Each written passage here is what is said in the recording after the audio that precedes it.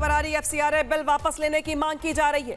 कांग्रेस की ओर से FCRA bill वापस लेने की मांग की जा रही है, तो वही टीएमसी की ओर से भी बिल वापस लेने की मांग की जा रही है और इसी को लेकर सदन में हंगामा हो रहा था। सुना भी आपने किस कदर कांग्रेस के सांसदों और टीएमसी के सांसदों की ओर से नारेबाजी की जा रही थी।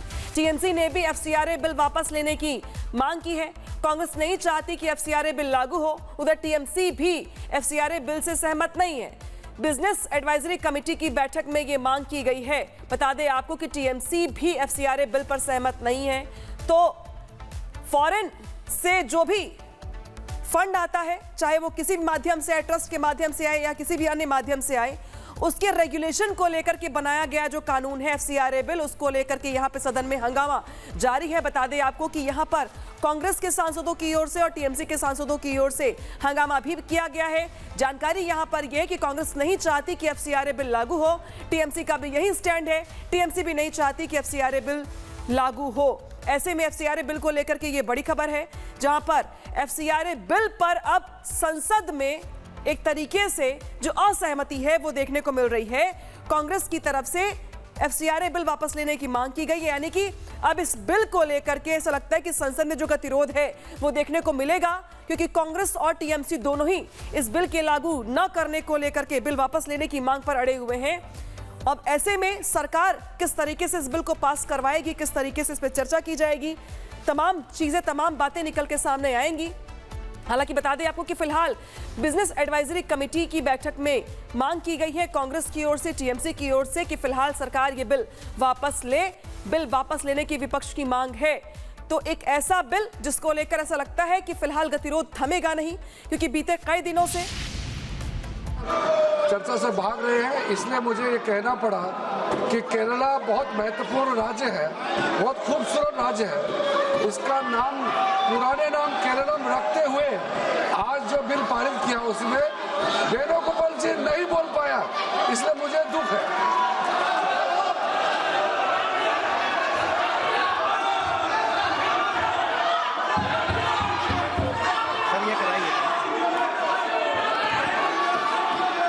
आइटम नंबर 21 राष्ट्रीय सहकारी विकास निगम संशोधन विधेयक 2026।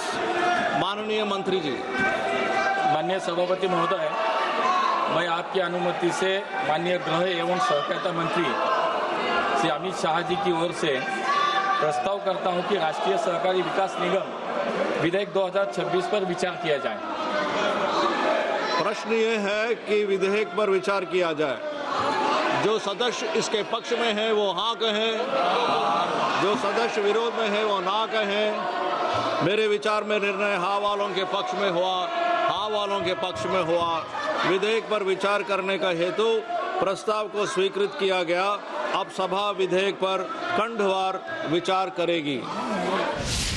बता दें आपको कि ये बड़ी अपडेट है, जहां पे एफसीआरए बिल को लेकर के आर पार के हालात दिखाई दे रहे हैं। रुकेंगे सहयोगी सुमित का। सुमित, एफसीआरए बिल को लेकर के ये बड़ी खबर है, जहां पर सरकार इस बिल को पास करने की तैयारी में, तो दूसरी ओर विपक्ष अब इसे वापस लेने की मांग पर अड़ा हुआ है। कांग्रेस के साथ साथ टीएमसी की ओर से भी ये मांग की जा रही है कि इस बिल को वापस लिया जाए, यानी कि बिल को लेकर गतिरोध होगा संसद में, ये साफ तौर पर नजर आ रहा है। और क्या जानकारी?